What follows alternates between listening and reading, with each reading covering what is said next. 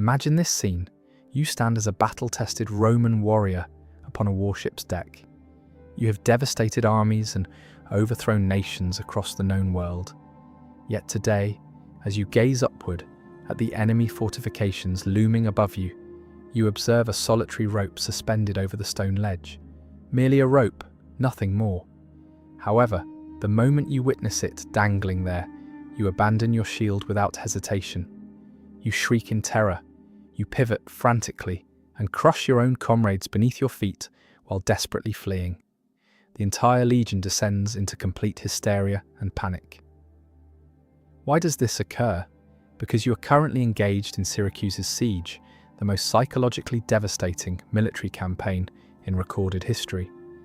And you understand with absolute certainty that rope isn't coincidental or accidental. It represents a deliberate warning from your enemy. It signifies that he has located your exact position. It means that a madman's invisible grasp is prepared to extract your vessel from the water's surface and shatter it like brittle kindling. This marked history's sole instance where an entire military force was psychologically devastated and broken, not by divine intervention or supernatural forces, but by a single mathematician wielding the power of pure intellect. Before exploring these often overlooked tales of human endurance and profound anguish, if you genuinely value discovering history's most concealed and fascinating truths, please consider striking that like button and subscribing for additional educational content of this nature. Please take a moment to comment below, indicating your current listening location. I find it truly remarkable and inspiring that we are investigating these ancient narratives together from various global regions, connected across vast expanses of time and space through our shared historical curiosity and passion for understanding the past.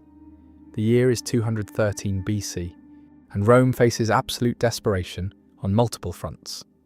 Hannibal Barca ravages the Italian peninsula with unprecedented brutality, while the Roman Republic hemorrhages toward inevitable death. They require a decisive military victory immediately, and they cannot afford further delays. Thus, they direct their undivided attention towards Sicily, the enormously prosperous island fortress that strategically controls the entire Mediterranean region. Should Rome successfully capture Sicily, they will survive this existential crisis. Should they fail in this crucial endeavour, they will face mass starvation and ultimate collapse. The Roman Senate unleashes their most devastating ultimate weapon, Marcus Claudius Marcellus, known throughout the empire as Rome's sword, commanding a massive naval fleet and thousands of Earth's most skilled and ruthless killers. Marcellus exhibits dangerous arrogance born from countless previous victories. He observes Syracuse's imposing walls and laughs dismissively. He confidently informs his military engineers, "We shall capture this city within merely 5 days of active siege." He perceives only stone and mortar construction. He envisions nothing more than a basic physics problem that he can crush through overwhelming brute force and superior numbers. However, Marcellus unknowingly walks directly into an elaborate and deadly trap. He isn't confronting a conventional military general or traditional enemy commander. He's facing a 70-year-old reclusive scholar named Archimedes, whose mind operates on levels beyond ordinary human comprehension. This elderly man doesn't seek personal glory, political power, or material wealth. He values only the pure beauty and precision of geometric principles. For the first time in recorded history, pure intellectual brilliance wages methodical war against a military superpower.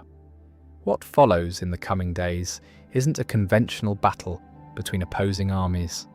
It constitutes a cruel, meticulously calculated scientific experiment. Marcellus brings traditional swords and bronze shields to the confrontation. Archimedes brings revolutionary levers and precisely angled mirrors. Before the siege's conclusion, Rome's most powerful and feared general will be reduced to weeping openly, staring helplessly seaward, desperately wondering how one elderly scholar transformed his previously invincible fleet into scattered pieces of worthless driftwood. To truly comprehend the full magnitude of the impending tragedy that was destined to unfold at Syracuse, we must carefully examine the Mediterranean's geographical map. Observing the vast Mediterranean Sea reveals that Sicily isn't merely another island among many. It represents a crucial stepping stone between continents. It constitutes a geological football that has been kicked back and forth between the competing powers of Europe and Africa for countless centuries. Whoever successfully controls Sicily effectively controls the Mediterranean's strategic throat. This control governs all major trade routes flowing between east and west. It provides harbour facilities for massive naval fleets. Most importantly, from an economic perspective, Sicily's incredibly fertile volcanic soil produces sufficient grain quantities to feed an entire empire's population. For the Roman Republic, Sicily wasn't considered a mere luxury or optional territory. It represented an absolute lifeline for survival. Sicily's most precious jewel was undoubtedly Syracuse, the crown of Greek civilization. For an unprecedented 50 years, Syracuse had maintained its status as a stability paradise amid a chaotic and war-torn world. This remarkable achievement was entirely due to the wisdom and leadership of one exceptional man, King Hiero II. Hiero represented a rare breed of monarch, consistently pragmatic in his decision-making, blessed with incredible longevity, and politically shrewd enough to consistently select the winning side in complex international conflicts. Decades earlier, during the devastating First Punic War, he had carefully observed Rome's rising power and influence alongside Carthage's long-established might and dominance, ultimately placing his crucial political wager on Rome's future success. It proved to be absolutely brilliant strategic gambling. For half a century of peace and prosperity, while the remaining Mediterranean world burned in constant warfare, Syracuse flourished magnificently under Rome's protective umbrella. It developed into a brilliant beacon of Greek culture, sophisticated art, and advanced scientific knowledge. It was during this remarkable golden age that Hiero's intellectually gifted cousin, the notably eccentric Archimedes, was granted complete free rein to explore the absolute limits of mathematical understanding, remaining completely oblivious to the fact that his royal patron was quietly steering the state through an incredibly dangerous geopolitical minefield. However, in the unpredictable ancient world, political stability often represents merely a temporary pause between inevitable catastrophes. Serious trouble began, as it frequently does throughout history, with the untimely death of a strong and competent leader. In 215 BC, the aged King Hiero died peacefully at the remarkably advanced age of 90 years. He left his prosperous kingdom not to an experienced statesman or seasoned military commander, but to his completely inexperienced 15-year-old grandson, Hieronymus. If recorded history has taught us anything valuable, it's that combining absolute political power with teenage hormones creates an extremely radioactive and dangerous combination. Hieronymus possessed everything his wise grandfather distinctly lacked: overwhelming vanity, susceptibility to manipulation, and disastrously impulsive decision-making tendencies. He ascended to Syracuse's throne at the worst possible historical moment imaginable. Across the Italian waters, the brilliant Carthaginian general Hannibal Barca was systematically dismantling Roman armies with unprecedented tactical skill. The catastrophic Battle of Cannae had just occurred, a military slaughter so complete and devastating that the mighty Roman Republic appeared mere days away from total extinction. Young Hieronymus carefully examined the intelligence reports reaching his court. He observed Rome on its knees, bleeding profusely and seemingly broken beyond repair. He witnessed Carthage rising triumphantly as the world's new dominant master. Therefore, listening attentively to anti-Roman courtiers' persistent whispers and manipulative advice, the inexperienced boy king made a fatal political calculation. He decided to abandon ship and change sides.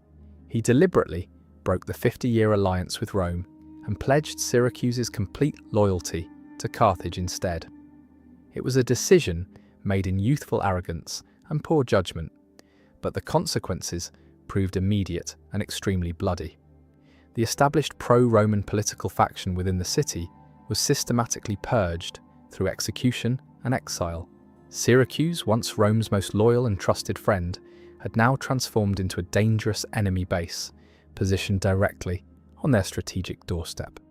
For the Roman Senate, this betrayal wasn't merely a significant strategic loss to be managed, it represented a profound stab in the back during their darkest hour. While they were already fighting desperately for their very lives against Hannibal, this unexpected betrayal stung far deeper because of their shared history and previous friendship. They absolutely couldn't allow such treachery to stand unpunished. However, the impulsive boy king Hieronymus wouldn't live long enough to witness the devastating war he had carelessly started. His tyrannical rule was so brief and incredibly brutal that he was assassinated by his own desperate people after merely 13 chaotic months of misrule. But the irreversible damage had already been done. The pro-Carthaginian political faction quickly seized control of the resulting power vacuum, systematically executing all remaining pro-Roman family members and permanently locking the city gates. The die was definitively cast. Syracuse was now officially at war with Rome. Back in the eternal city of Rome, the Senate didn't hesitate for a single moment. They couldn't afford the luxury of protracted diplomatic negotiation. They immediately dispatched Marcus Claudius Marcellus to Sicily with an absolutely clear mandate: secure the entire island by any means necessary, regardless of cost. Marcellus represented a man of the old school, brutal in his methods, ruthlessly efficient in execution, and deeply pious in his religious observances. He didn't want to completely destroy Syracuse and its inhabitants.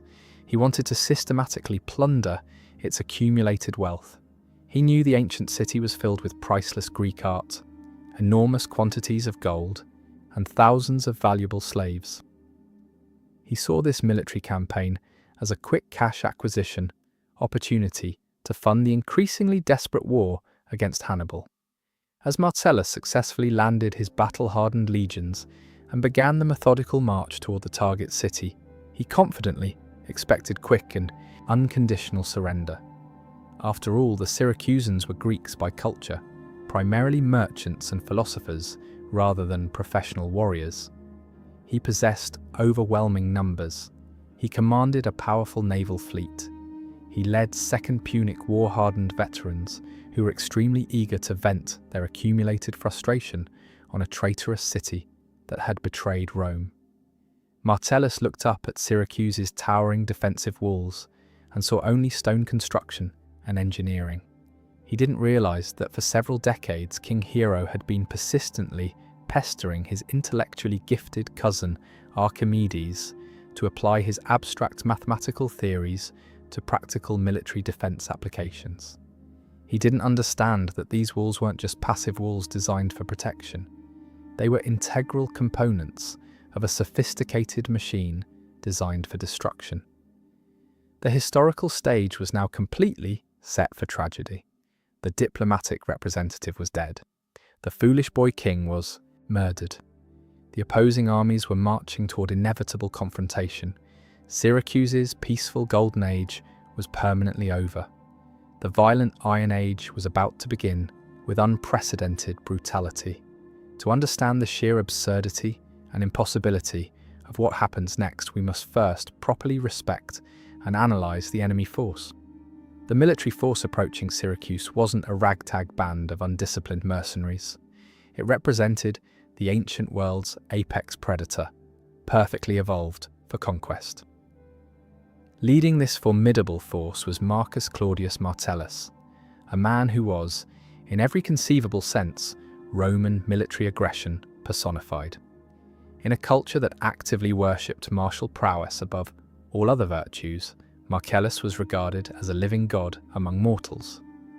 Years previously, he had achieved the legendary Spolio Opima, the highest honour any Roman general could possibly earn, by personally killing an enemy king in single combat and then stripping the armour from his dying body.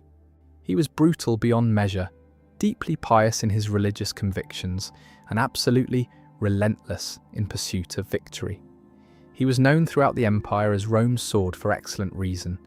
He didn't merely defeat enemies in conventional battle, he completely broke their will to resist. Marcellus brought the Republic's full military weight with him to Sicily. On land, the legendary Roman legion marched in perfect lockstep formation. Thousands of heavily armed infantrymen who had transformed warfare into an efficient industrial process. They were accomplished engineers as much as they were skilled soldiers, demonstrably capable of building sturdy bridges, straight roads, and impenetrable fortifications virtually overnight. But the most significant threat came from the sea itself. Marcellus commanded an impressive fleet of 60 quinquereme, massive warships featuring 5 banks of synchronized oars manned by battle-tested Roman marines who were genuinely itching for violent combat. However, Marcellus wasn't merely relying on raw muscle power and superior numbers. He brought his own sophisticated technological innovations to this particular party. Roman military engineers had constructed a terrifying siege engine known as the Sambuca. Envision a massive wooden ladder wide enough for 4 armed men to run up abreast, expertly mounted on a mechanical hinge between 2 securely lashed together warships. Using an ingenious pulley system, this bridge could be raised high into the air and then dropped directly onto enemy battlements, allowing an unstoppable flood of marines to storm the walls without ever touching ground level. It was a masterpiece of military engineering innovation. It was imposing in appearance, terrifying in application, and had never failed in previous deployments. As the sun rose majestically over Syracuse harbour on that fateful morning in 213 BC, the sight must have been absolutely apocalyptic. The entire horizon was filled with threatening Roman sails stretching beyond visual limits. The ground shook rhythmically, with thousands of legions synchronized marching. Inside the Roman military camp, the prevailing mood was one of professional impatience mixed with confident anticipation. To Marcellus and his experienced officers, this wasn't a battle for survival against a formidable enemy. It was merely a routine mopping-up operation against inferior opposition. They knew about Archimedes, of course. They were aware he was a famous mathematician, a scholarly intellectual who drew geometric circles in sand for entertainment. But in a typical Roman general's practical mind, geometry was nothing more than an amusing parlour trick. Abstract philosophy didn't stop a sharp gladius. Theoretical mathematics didn't stop a siege tower. Marcellus was so supremely confident in his inevitable victory that he allegedly made a dismissive joke to his subordinate officers, looking at his massive Sambuca engines and then at the city walls, arrogantly remarking they were about to drink up the seawater and wash away the pathetic defenders. He staged a classic 2-pronged assault strategy. His legions would attack the Hexapolon Gate on the landward side, while his powerful fleet would smash directly against Acradina's sea walls. It was a classic hammer and anvil strategy that had never failed. There was absolutely no escape route for the enemy. Military logic dictated that Syracuse would fall within 1 week. The definitive order was given with ceremonial authority. Trumpets sounded throughout the camp, a low, mournful blast echoing dramatically off limestone cliffs. Experienced oarsmen began rowing with practiced efficiency. Sambuca towers were raised methodically, casting long ominous shadows over the dark water. The Roman war machine lurched forward with mechanical precision, confident, loud, and seemingly inevitable. They were about to knock aggressively on the door of the smartest man who ever lived, having absolutely no idea that he was patiently waiting for them with prepared surprises. The Roman fleet surged forward with tremendous momentum. Hundreds of oars churned the water into white foam as massive quinqueremes raced toward Atradine's sea walls. The tactical plan appeared absolutely flawless. Ships carrying Sambuca siege towers moved in coordinated pairs, lashed together securely, aiming to slam their bridges onto battlements and flood the city with battle-ready marines. Soldiers on deck braced themselves professionally, shields locked in formation, eyes fixed intently on limestone parapets. They waited for the expected arrows. They waited for the traditional stones. They waited for the usual chaotic resistance of any besieged city.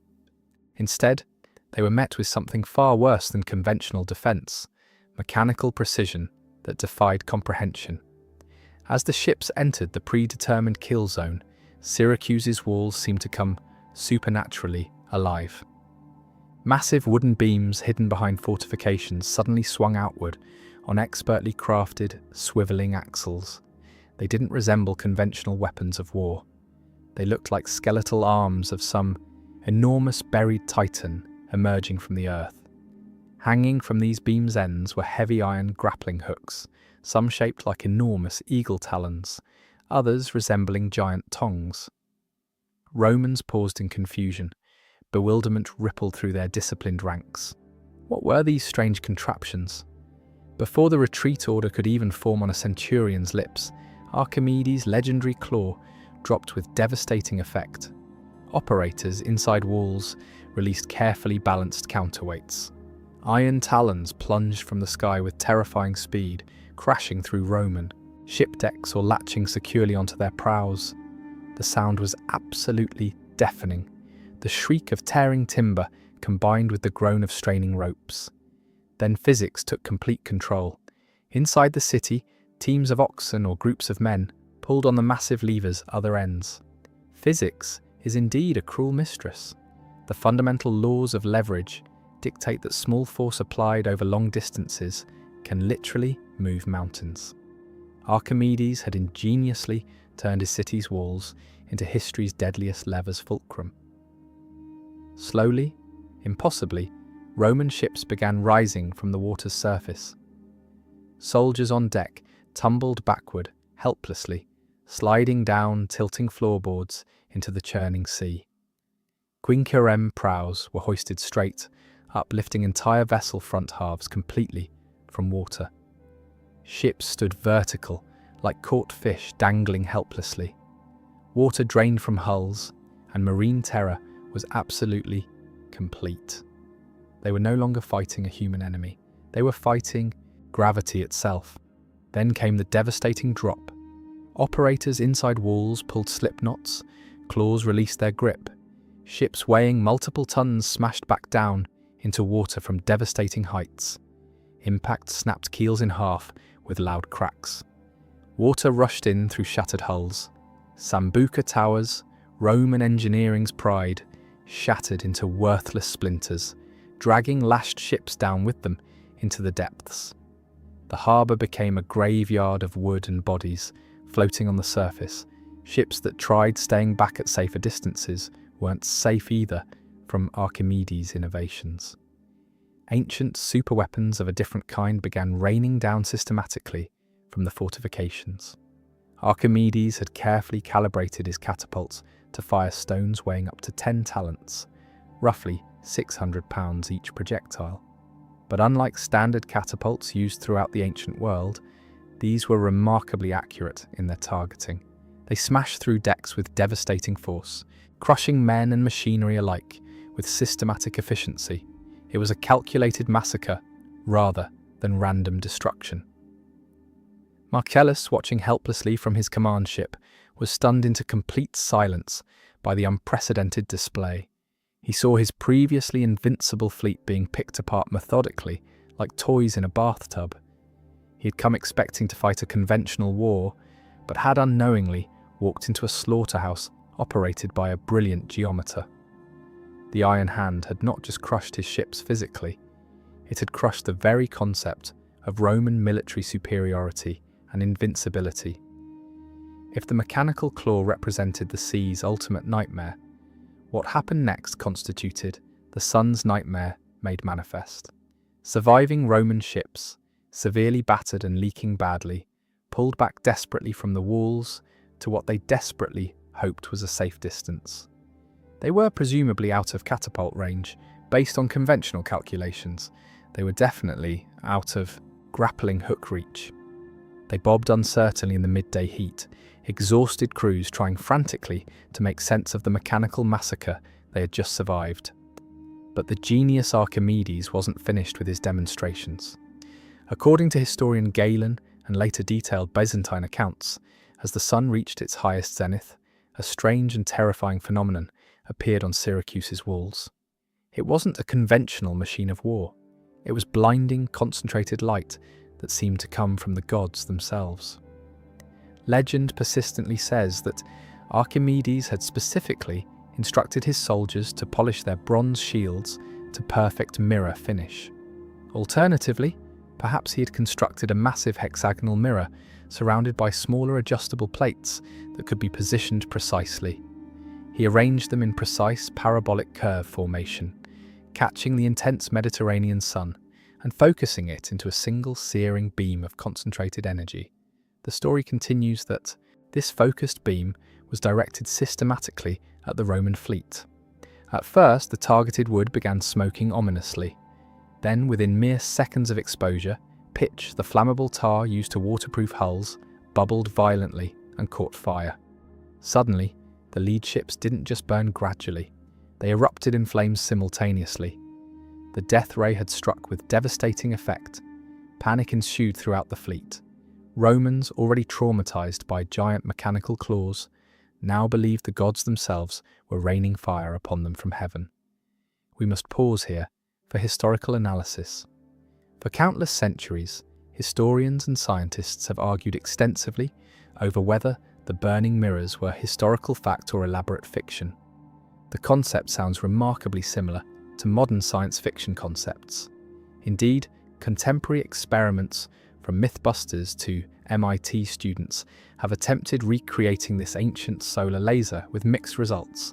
The scientific verdict remains inconclusive.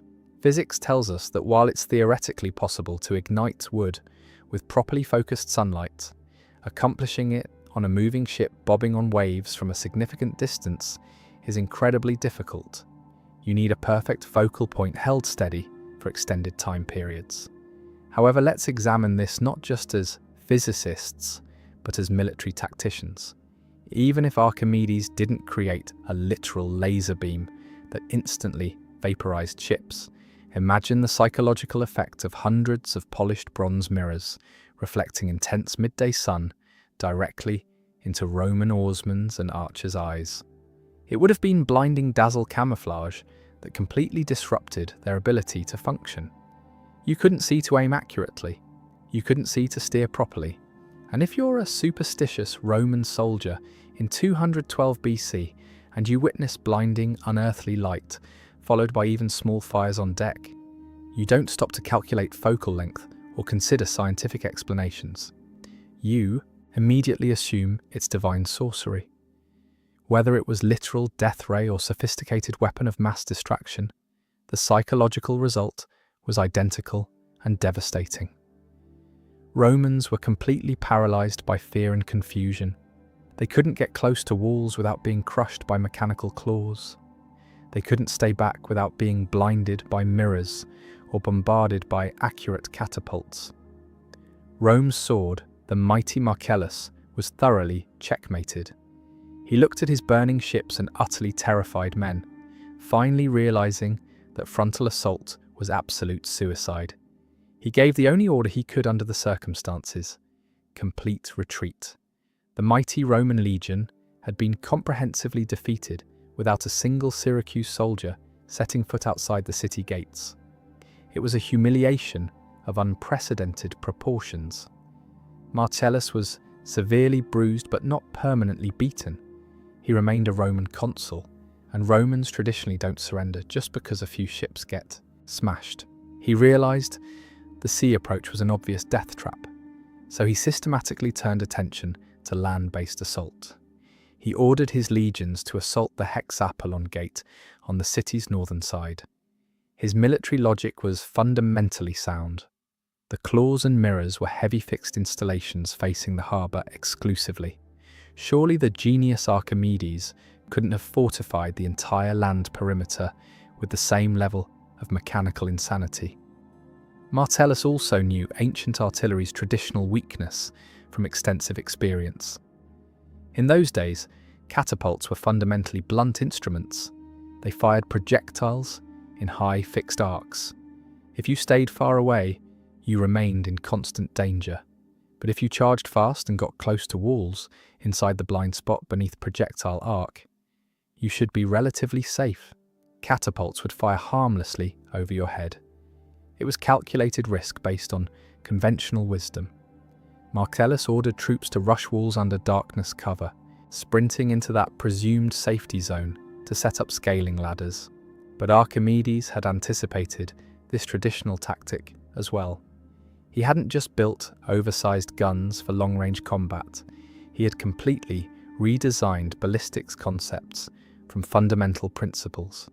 As Roman infantry surged forward, courageously, screaming traditional war cries, expecting safety near walls, they were met with a deadly storm of projectiles.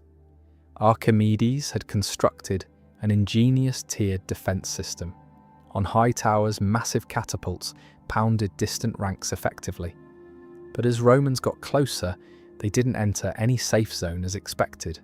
Instead, they entered smaller, more adaptable engines range, specifically adjusted for shorter trajectories. And when they finally reached the wall's very foot, the place that should have been absolutely safest according to military theory, they found hell waiting patiently. Archimedes had pierced city walls with hundreds of tiny holes no bigger than a man's hand. Through these cleverly designed loopholes, archers and operators of scorpions, small rapid-fire ballistae, could shoot point-blank at Romans without ever exposing themselves to counterattack. Legionaries were being systematically picked off by completely invisible enemies. Iron bolts and arrows seemed to materialize from stone itself. There was no cover available. There was no blind spot whatsoever. Every single inch of ground from horizon to gate constituted a carefully planned kill zone. It was a complete humiliation. The Roman army, traditional masters of siege warfare throughout the known world, were reduced to running in circles like confused animals, terrified of walls that seemed to have supernatural eyes everywhere. Marcellus, watching his men retreat yet again in disorder, finally reached his breaking point. But he didn't rage or explode in anger. In a moment of dark humour recorded by the historian Plutarch, Marcellus actually laughed bitterly. He looked at his shattered engineers and said, "Shall we not stop fighting this geometrical Briareus, who uses our ships as ladles to toss water and outdoes mythology's hundred-handed giants?" It was formal admission of defeat. Rome's sword acknowledged he could not cut through pure genius with conventional military force. Marcellus called off all direct assaults permanently. He realized he could not take Syracuse by force or cleverness. He would have to starve them out through patient blockade. Active warfare was officially over. The lengthy blockade had begun. But for the genius Archimedes, danger wasn't over. Boredom and complacency were about to become deadlier enemies than any Roman legion had ever been. The war had stopped being an active war. It had transformed into a prolonged staring contest. For 2 agonizing years, the Roman army sat outside Syracuse's walls, slowly rotting in oppressive Sicilian heat. Initial assault glory had completely faded into camp life misery. Malaria bred systematically in nearby marshes. Supplies were consistently tight. Morale was steadily plummeting. Inside the city, Syracusans were surviving adequately, but they were permanently trapped.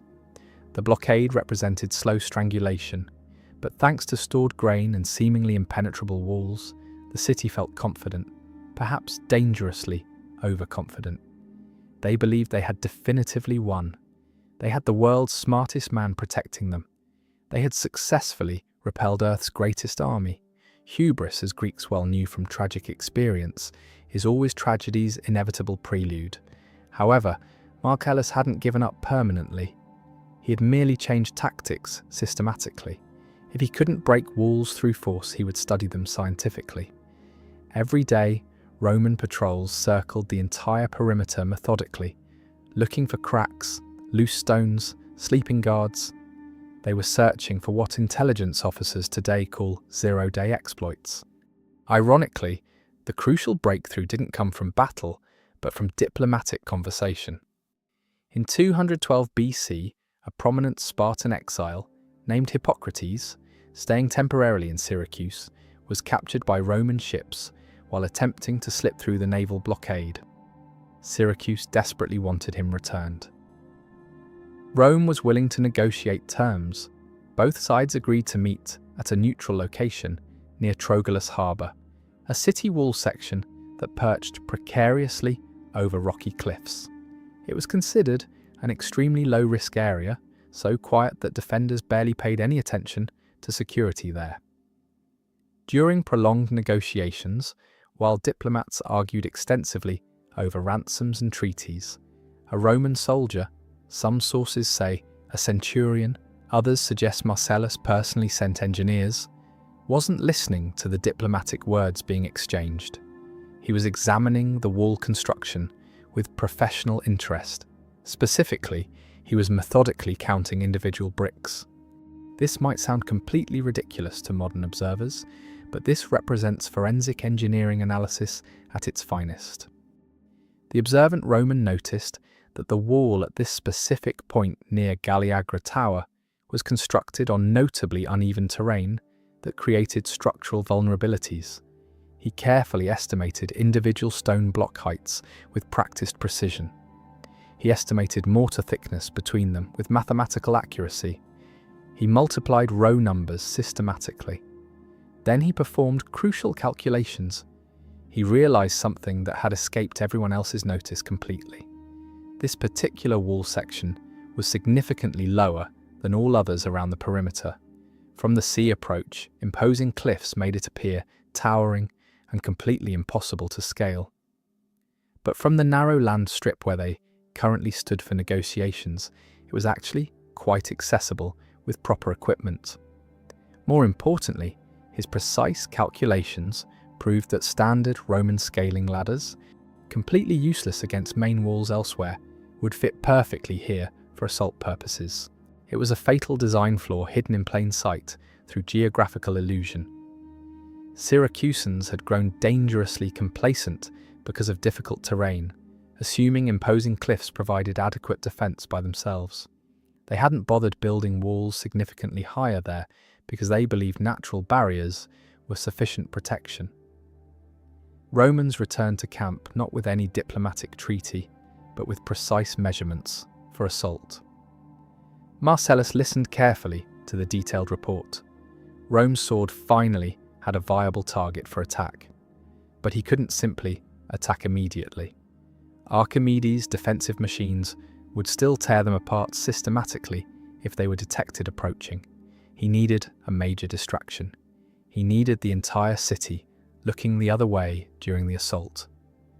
Fate seemed finally ready to smile favourably on Rome after 2 years of frustration. A deserter from the city brought crucial news to the Roman camp with perfect timing. A great feast was rapidly approaching, the annual festival of Artemis. The deserter reported that while food remained scarce inside the city due to blockade, wine was surprisingly plentiful from pre-siege stores.